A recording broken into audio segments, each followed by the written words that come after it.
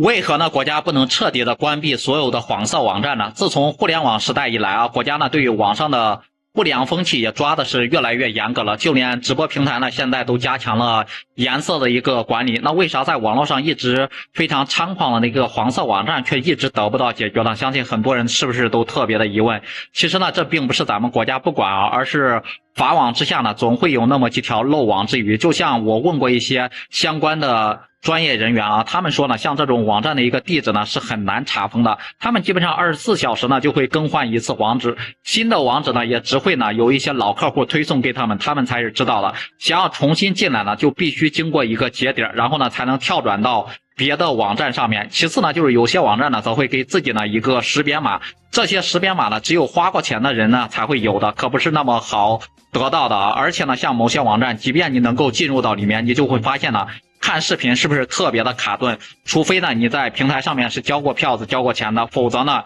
你就别想有很好的一个观看体验，对不对？相信很多男士朋友应该都有这种体验嘛。那有人可能会说了，既然搞不了这些网站，我们直接把这些搞网站的人直接给抓起来不就好了吗？不就没有这些事情了吗？事实上呢，这个事情呢也不是那么好处理的。为何国家呢不能彻底的关闭这种黄色网站呢？如果关不了网站，把制作网站的人关起来，那就不就更加简单了，不就行了吗？其实呢，这样想也不是不行，只是呢实施难度那是相当的大。像这种制作网站的人啊，一般 IP 地址呢都是在境外的啊，大部分是分布在东南亚那边，也就是缅甸、老挝、柬埔寨这种地方。先不说呢，其他国家愿不愿意配合调查，警察呢如果说顺藤摸瓜找过去，人早就跑光了，所以说抓捕难度真的是非常的大。那么问题来了，这些免费的网站它到底是怎么盈利的呢？以前呢有个来自广西的一个马仔啊，就曾经亲口说过，这些网站上呢各种各样的一个赌博网址呢就是他们主要的一个收入来源啊。要知道世界上呢浏览这种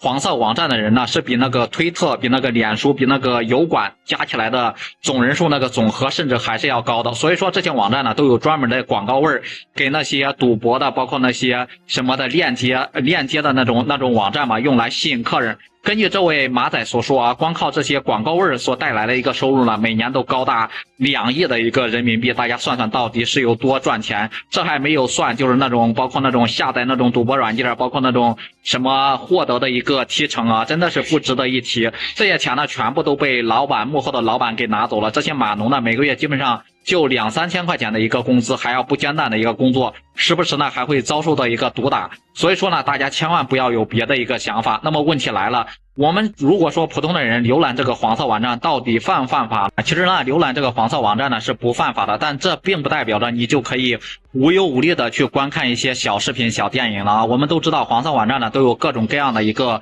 诈骗信息，还会呢窃取你的私人信息来给你发各种各样的一个短信啊。这时候呢，反诈 APP 就会收到一个消息来提醒你呢注意自己的一个人身安全，包括你的财产安全。这也说明了警方呢是知道你到底干了啥，而且这些行为呢也很有可能呢会让你随时呢享受一个监狱套餐，随时被监控起来啊。首先是你看了黄色网站以后呢会把这些资源给下载下来，对不对？那么你这种行为呢就很有可能是违法的啊，就会被处以拘留或者是罚款等情况。其次呢，如果说你不仅是下载下来还分享给别人，这就涉及到呢传播淫秽那个视频罪啊，会被判处2年以下的一个有期徒刑。如果说呢你用那种 VPN 去翻墙去国外那些网站看不好的一个视频，也是犯法的。所以说大家呢一定要小心了，这些骗子呢，就是这些黄色网站上的骗子真的是无处不在啊，一定不要上当受骗，一定呢不要轻易的去点那种各种各样的一个链接啊。当然了，也一定要不要参与那种网上的一个赌博行为。